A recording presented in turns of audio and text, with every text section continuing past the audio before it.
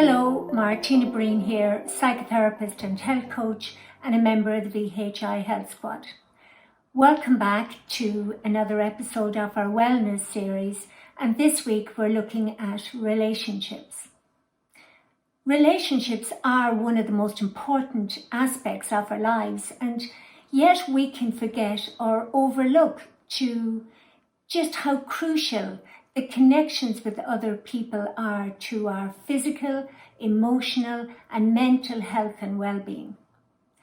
Science tells us that every single one of us, we are psychologically, emotionally, cognitively and spiritually hardwired for connection. So we are hardwired for a relationship. As social beings, it's natural for us to want to connect with those around us.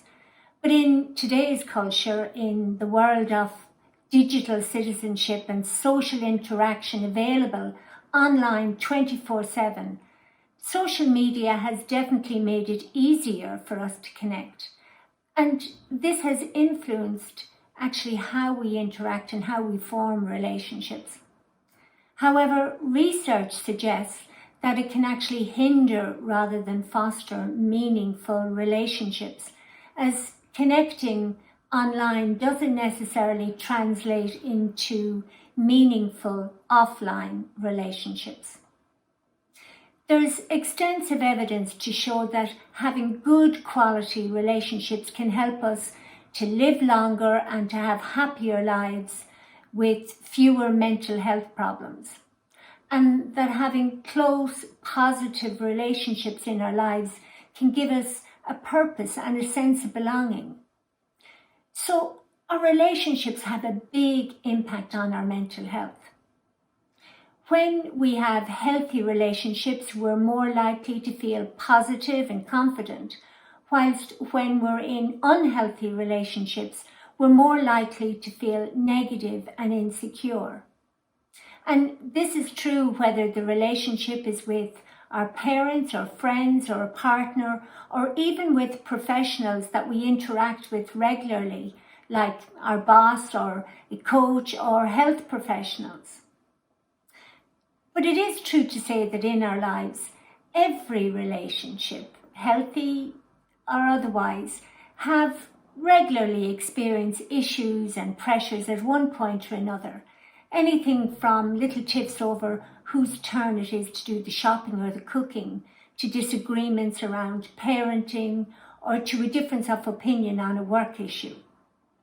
And when we are stressed, simple everyday disagreements can strain a relationship.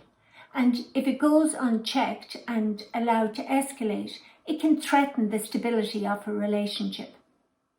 So as humans, the relationships that we form with other people, they are vital to our mental and our emotional well-being. So it is important that we know how to keep our relationships healthy. So what does a healthy relationship look like? Well, when you feel good, when in a healthy relationship, you'll feel positive and comfortable and confident about yourself. You'll feel that you're wanted and needed and respected, and that your views and that your opinions are respected even when you disagree on particular issues. I think it's fair to say that everyone that we meet in life that we form a relationship with, we share the common desire of, do you see me? Do you hear me? And does what I say mean anything to you? So if I am in a healthy relationship with another, I'm going to feel that I am seen, that I am heard, and that what I do or say is acceptable by the other person. I can be myself, and that I don't have to put on an act or try and be somebody else, and that I am acceptable to the person I'm in relationship with. In an unhealthy relationship, the definition is where one or more people involved in the relationship exhibit behaviours that are not founded in the mutual respect of the other person. So An unhealthy relationship, it's not necessarily an abusive relationship, but it can be. And that's why it's important to recognize the signs, because such a relationship is damaging to your mental health and the possibility of the behaviors that may escalate to abuse if not tended to. So there are signs that to watch out for if you're in an unhealthy relationship. If you have feelings like you can never relax around the other person, or you feel trapped or scared, or a constant feeling of being depressed or worthless, or you have a feeling that you have to constantly change yourself in order to please the other person, or if you feel manipulated and isolated most of the time, or you're worried all the time about setting them off, like you feel you have to watch what you say, or that you're feeling anxious or unwell when you know that you're going to meet the person. These kind of feelings can bring you down and seriously affect your mental health. And consistent negative feelings can impact you on a longer term by affecting your future relationships. And it's important to note that this can occur in a romantic relationship, a partner relationship, or in the case of a family or a friend. And, even the closest friendships can sometimes become unhealthy. It can be difficult to deal with unhealthy relationships. Like sometimes it can be the very person who you'd normally talk to about these things can be the person that you're having difficulty with, because we can get into difficulty even with the people that we trust the most. So, and the consequences of this is that then we can feel alone and isolated. But even though you may feel alone in this situation, it's important that you know that you don't need to go through it alone. It takes courage to speak to someone, but once you do, if it's a friend or a helpline or a counsellor, talking helps and it puts things in perspective. Studies show that talking out our problems to someone we can trust can be profoundly healing. It has the potential to reduce stress, strengthen our immune system, and help with physical and emotional distress. So take time for yourself to know how you're thinking and feeling. Taking time to focus on yourself, sometimes it can feel like a bit of a luxury, but we are in an age where we are busy doing so many things and where mental health is more challenged on a daily basis than it was before. So taking time to know ourselves is the key foundation to everything else. Your relationship with yourself is the most important and the most consistent relationship in your life. When your relationship with yourself is right, it is a powerful foundation for all the other healthy relationships with others in your life. Because you and me, we're the common denominator of what we bring into all of our relationships. So the more that we know about ourselves, the more you know about yourself, the clearer that you will be with your boundaries, with what is okay, with what is not okay for you, and the healthier the relationships you will have in your life. It's like Aristotle says, knowing yourself is the beginning to all wisdom. And I would say that getting to know yourself and having a relationship with yourself is one of the most important relationships you will have in your life. When you invest the time and effort in knowing yourself, it impacts on every other relationship that you'll have. in my own experience, it has been the work that I've invested in getting to know myself that has been the most transformative factor in all my relationships that I have in my life. And I've seen this played out again and again and again with clients that I've worked with. To be in a healthy relationship, I need to have a healthy sense of self. And that requires self-knowledge, self-respect, and the ability to have empathy, compassion, and really a journey of personal understanding. In a previous video, I used the example of the Mobius strip to illustrate how our backstage or inner worlds can influence our onstage or our outside relational worlds. So the simple act of becoming more mindful and aware of your feelings and how they influence your behavior is a really effective tool in getting to know yourself.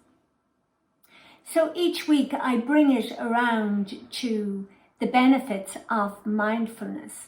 And, meditation or mindfulness, there's nothing mysterious about it. Meditation is about the training of our mind, and mindfulness is about developing attention, that with practice you can train the mind to be relaxed and alert at the same time. So when we practice, it's helpful to have an intention. It can be just that you want to feel more relaxed or you want to deal with stress in your life. Whatever the intention is, like right now, it can be the intention that I'm going to participate in this exercise or activity for the next few minutes. So once you set your intention, the next step is really just to follow your breath. It's even as you're watching this now, you're breathing. So it's bringing your attention to that I'm breathing. And what's the process of breathing? I'm breathing in and I'm breathing out. You are breathing in and you are breathing out. And in a practice, usually I would ask people to bring attention to their posture. And the reason I give this direction is just to sit upright because it supports your breathing. And also it's good to develop a posture that your psyche takes on board, that I am going to be alert and awake, as opposed to I'm going to have a rest and maybe have a nap or something. So it doesn't really matter whether you support yourself or you need a straight back chair to support your spine, or if you prefer to lie down on the floor or on a bed. But it's really what supports you to breathe, to be comfortable, to be alert, and to be awake. So then when we come to the practice, it's paying attention to your breathing, and sometimes you will, a lot of the time, you'll find your mind is busy or you have distractions. So acknowledge whatever it is. Let's say, oh, I want a drink of water. Experience the feeling without judgment. Just notice the thought and don't judge yourself for having it. Oh, I notice, I want to have a drink of water. And come back to your breathing. But let's say the thought persists and you feel, oh, I have to get up and get a drink. Well, experiment with allowing 5 breaths before you react. This can be a great strengthening the muscle of delaying between the stimulus and your reaction. And the more that you do this, the more it will benefit you developing your emotional regulation in everyday life. So let's say you've taken the 5 breaths and the feeling or the thought or the want persists and you feel you must react. Allow it and still remain mindful.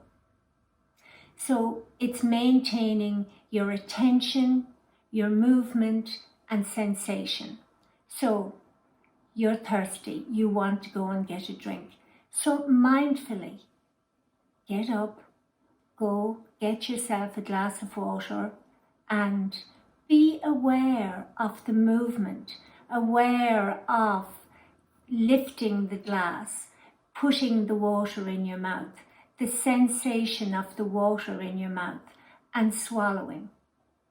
And then return to your seat or wherever you are and breathing. The objective of mindfulness isn't stillness, it's being mindful, mindfulness. So it's not us engaging or resisting struggle. It's bringing awareness to it, and it's not getting over a struggle, a resistance. When an interruption comes in, we are inviting that distraction to leave us rather than trying to push it away. And it either goes away or it doesn't. And we come back each time to the breath. So we are going to practice now just for 2 minutes. But for you, it would be really good that to develop a practice, maybe start with 2 minutes and gradually extend the next time maybe 3 minutes and build up to 10 minutes of being able to sit with your own breath and breathing. If all I've said is gone over your head or you've forgotten it, that's okay. It is just sitting here, paying attention to your breathing. So, if it's comfortable for you, you don't have to close your eyes, but normally it is just to take away the outside distraction.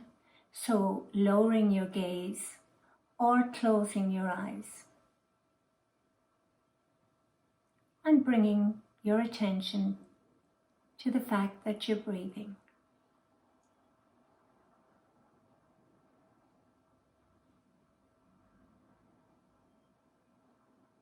Just connected to the rhythm of your own breath.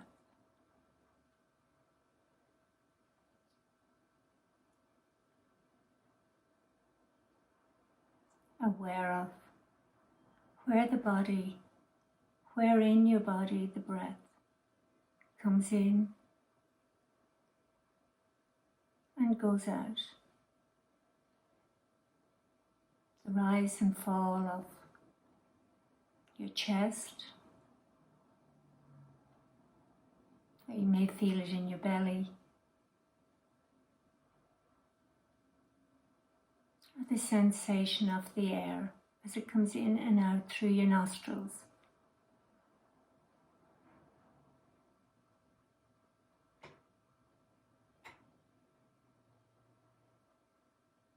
Just staying with that for a moment.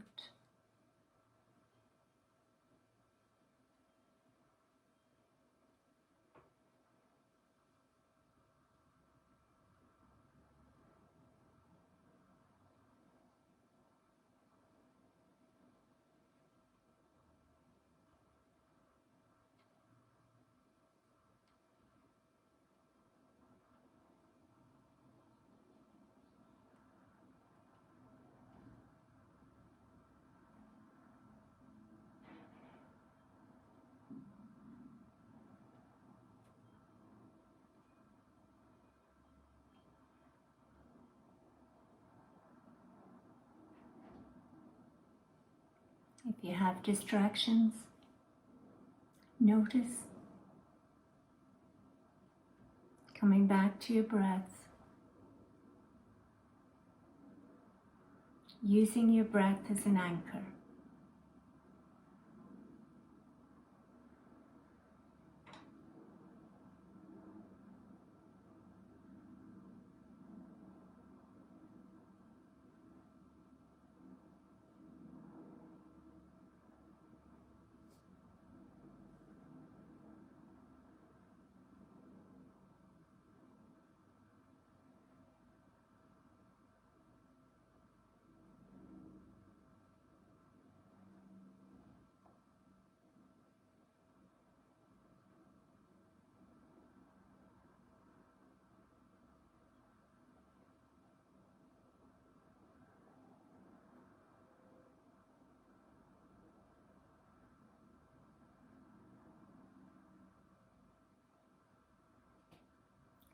being aware of the sounds in the room you're in, and aware of you breathing.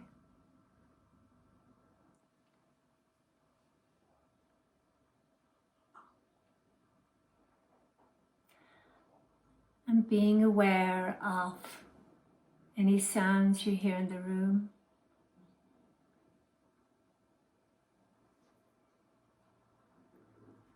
And the contact of your body with whatever is supporting you, the chair, or if you're in bed, or the floor, or a cushion. Aware of your presence here, now, this moment, and in your own time, allow your eyes to open. And just check in with yourself. How am I feeling right now? Okay. So I am Martina Breen, and I will be back again next week. Thank you, and have a good day.